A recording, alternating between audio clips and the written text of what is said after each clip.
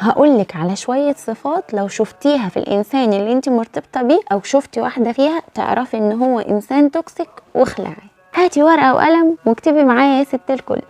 اول صفة كذاب وبيعرف يمثل، دي صفة مزدوجة، يعني مش كذاب وبس، لا كذاب وبيعرف يقنعك بالكذبة اللي هو كذبها. تاني صفة بيقارنك بأي حد وبأي حاجة، طول الوقت بيقارنك.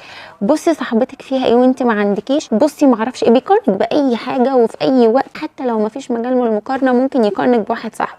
تالت صفة دايما حطك تحت ضغط نفسي بخصوص جسمك، يعني انت تخينة، انت محتاجة تخسي، ايه ده انت رفيعة قوي، طول الوقت محسسك ان انت جسمك مش مناسب وشكلك مش مناسب ومعرفش، يعني هو شايف احمد صاحبه في انوثة عنك. بخيل، ومش بخيل بس في الفلوس، بخيل كمان في المشاعر، يعني لا بيقولك كلمة حلوة ولا بيهون عليه يراضيكي بأي كلمة. فده بالذات بلوك وبوسة كبيرة لبابا على رأي رضوى الشربيني ومع السلامة. الصفة بقى اللي هقولك عليها دي مهمة جدا، نفسه حلوة ناحية البنات، يعني كل ما بيشوف بنت بيشوفها حلوة، بيحب يرفق بكل القوارير.